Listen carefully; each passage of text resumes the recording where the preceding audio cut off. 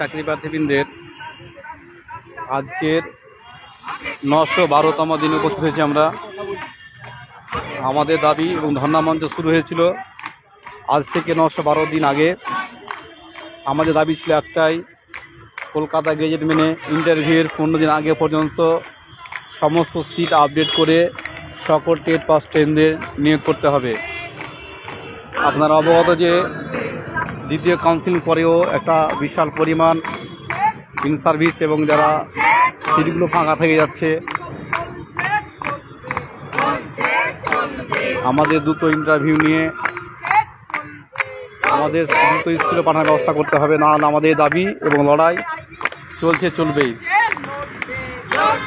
912তম দিনে একটা আমাদের গুরুত্বপূর্ণ আজকে যে আমরা আজকে নবান্ন গিয়ে সেখানে আমরা ডেপুটেশন জমা দিয়ে আসলাম। সেই বিষয়ে লাইভে বিস্তারিত বলা হবে।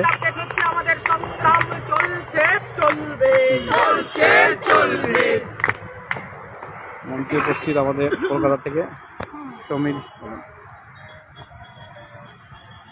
আমি একজন ইন্টারভিউ বঞ্চিত আপার প্রাইমারি চাকরি প্রার্থী।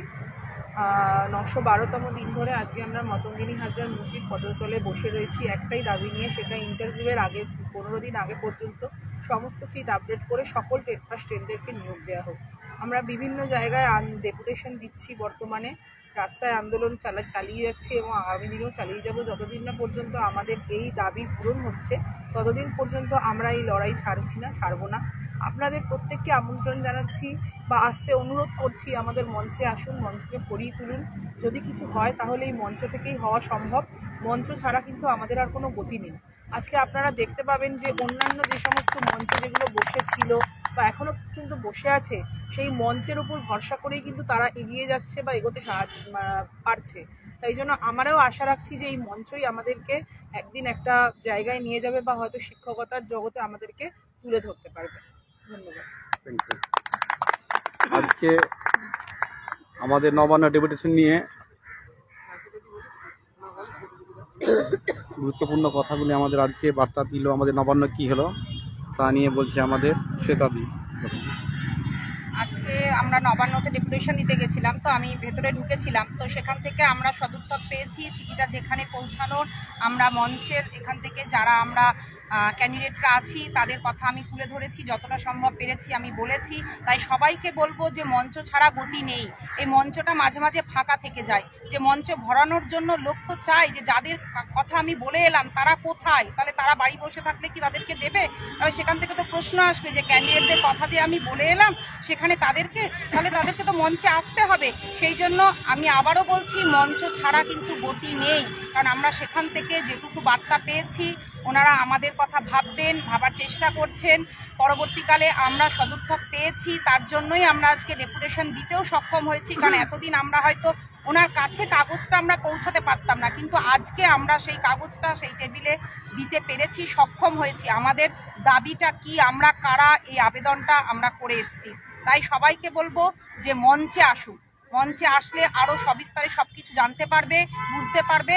তাই মঞ্চ না আসলে কিন্তু কোনো কিছুই হবে না। ঘরে বসে থাকলে সেই দাবি কিন্তু কেউ পূরণ করতে যাবে না, বাড়ি বয়ে গিয়ে কেউ চাকরি দিয়ে আসবে না। মঞ্চ থেকে হলে আমরা দাবিটা তুলতে পারবো, আমরা কারা।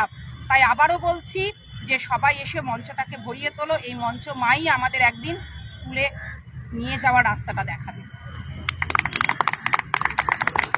সত্যি আজকে মঞ্চের ওনারা নাম শুনলেন, বারবার প্রকাশ করছিলেন যে ইন্টারভিউ বঞ্চিত আপার চাকরি প্রার্থীদের মঞ্চ এতদিন ধরে বসে আছে। সত্যি স্বদেশদা আমাদের মঞ্চের হয়ে কিছু বলবে? হ্যাঁ, আমরা ইন্টারভিউ বঞ্চিত আপার প্রাইমারি চাকরি প্রার্থী বৃন্দ মঞ্চ আজকে 912 দিনের আজকে ধর্ণা মঞ্চ আমাদের চলছে। আপনারা শ্বেতাদির কাছ থেকে জানতে পারলেন যে আমরা আজকে 4 জন প্রতিনিধি, আমি, শ্বেতাদি, আনোয়ার এবং অপর্ণাদি, আমরা 4 জনে মিলে আমরা আজকে নবান্নে গিয়েছিলাম আমাদের ডেপুটেশন দিতে। 11ই ডিসেম্বর আমরা যে মিছিল করেছিলাম সেখান থেকে ওনারা কথা দিয়েছিলেন যে নবান্নে আমাদের 4 জনকে ডেপুটেশন দিতে সুযোগ দেবে।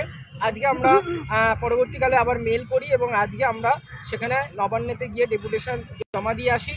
এবং এবারে আমাদের শ্বেতাদি বিস্তারিত বলেছে যে আমাদের অনেকটা ভালো কাজ হয়েছে। আমরা সরাসরি নবান্নের যে সিএমও দপ্তর সেখানে আমরা পৌঁছে গিয়েছিলাম এবং সেখানে আমাদের যে ডেপুটেশন কপি আমরা সেখানে জমা দিয়েছি। এবং সেটা দিয়ে সব মানে পুরোপুরি আমাদের যে এই যে 11 বছরের যন্ত্রণা সেটা বিস্তারিতভাবে জানিয়েছেন ওনাদেরকে। ওনারা প্রতিশ্রুতি দিয়েছেন যে মাননীয় মুখ্যমন্ত্রীর কাছে বা ওনার কাছে এই চিঠি পৌঁছে যাবে এবং আমাদের কথা আমরা আশা রাখছি যে উনি আমাদের কথা ভাববেন। কারণ আমরা জানি আন্দোলনই শেষ কথা বলবে। আন্দোলন এই রাস্তার আন্দোলন, এই পথের আন্দোলন আমাদের রাস্তা দেখাবে, আমাদের পথ দেখাবে, আমাদের সাফল্যের পথ দেখাবে। আমরা এই যে 11 বছর ধরে যন্ত্রণা ভোগ করছি, সিট আপডেটের দাবিতে আমাদের 2 বছরের বেশি আমরা এই যে মঞ্চ 912 দিন ধরে আমরা অবস্থান বিক্ষোভ ধর্ণা মঞ্চ চলছি। আজকে একটা নতুন বছর আসবে 2025, সেখানেও আমরা এখনো পর্যন্ত আমরা মঞ্চে কাটাচ্ছি। আমরা কোনো রকম ভালো খবর আমরা কিছু পাইনি। আশা রাখছি নতুন বছরে আমরা অবশ্যই ভালো খবর পাবো এবং তার জন্য যা করতে হয় ইন্টারভিউ বঞ্চিত আপার প্রাইমারি চাকরি প্রার্থী বৃন্দ মঞ্চ করবে এবং আমরা রাস্তার আন্দোলন। এবং আমরা বলেছি যে বারবার আমরা বলেছি যে এই নতুন বছরে আমরা কিন্তু প্রত্যেক সপ্তাহে, দরকার হলে প্রত্যেক সপ্তাহে, মাসে অন্তত 2-3 বার তো আমরা করবই। আমরা রাস্তায় আন্দোলন থেকে, মিছিল থেকে আমরা এগুলো করব। আমাদের এই কর্মসূচিগুলো আমাদের নেওয়া হয়েছে। আমরা 2025 সালে আমরা আরও জোটবদ্ধভাবে, ঐক্যবদ্ধভাবে আমাদের যে আন্দোলন আমরা গড়ে তুলব এবং আমাদের যে দাবি আপার প্রাইমারিতে সিট আপডেট করতে হবে। Kolkata gazette 2016 20 September 8(3)B rule, interview 15 দিন আগে পর্যন্ত আপার প্রাইমারিতে সিট আপডেট। এই দাবিতে যে ইন্টারভিউ বঞ্চিত আপার প্রাইমারি চাকরি প্রার্থীবৃন্দ মঞ্চ লড়ছে, এই দাবি যতদিন না পূরণ হচ্ছে আমরা মঞ্চে আমরা থাকবো এবং যতদিন না পর্যন্ত সিট আপডেট হচ্ছে আমরা শেষ রক্তবিন্দু পর্যন্ত এই লড়াইটা চালিয়ে যাব। কারণ এই মাটি, এই মঞ্চ মাটি, এই শহীদ মাতঙ্গিনী হাজরা মূর্তির পদতল, এই মাটি হচ্ছে খাঁটি। এই মাটি, এই মঞ্চ মাটিকে আমরা আঁকড়ে ধরেছি। মা নিশ্চয়ই আমাদের সন্তানদের দুঃখ বেদনা উনি দেখছেন এবং আমাদের এই দুঃখ বেদনা যন্ত্রণা আর বেশি দিন সহ্য করতে হবে না। কারণ আমরা জানি যে এই আজকে এই এতজন এসছে, কিন্তু যেটা মাঝে মাঝে হয় কি 2 জন 3 জন 4 জন এইরকম হয়, কিন্তু আমরা ঐক্যবদ্ধভাবে যদি যারা বাড়িতে বসে আছেন তাদের উদ্দেশ্যে আমি জানাতে চাইছি যে বাড়িতে বসে থাকবেন না। যদি দাবি পূরণ করতে হয়, যদি শিক্ষকতার স্বপ্নকে পূরণ করতে হয়, যদি আপার প্রাইমারি স্কুলে চাকরি করতে হয়, যদি ইন্টারভিউ বঞ্চিত এই তকমাটা মুছে ফেলতে হয়, তাহলে অবশ্যই আমাদের এই মঞ্চে আসতে হবে এবং আমরা 10-এর লাঠি 1-এর বোঝা। কারণ আমরা যদি ঐক্যবদ্ধ হই, বিন্দু বিন্দুতেই সিন্ধু হয়, তাহলে আমরা একা একা এই কজনে মিলে কিন্তু আন্দোলনটা জোরালো হবে না। যদি সমস্ত রাজ্যের ইন্টারভিউ বঞ্চিত চাকরি প্রার্থীরা ঐক্যবদ্ধভাবে হতে পারি, তাহলে কিন্তু এই কমিশনের ভিতটা নড়ে যাবে।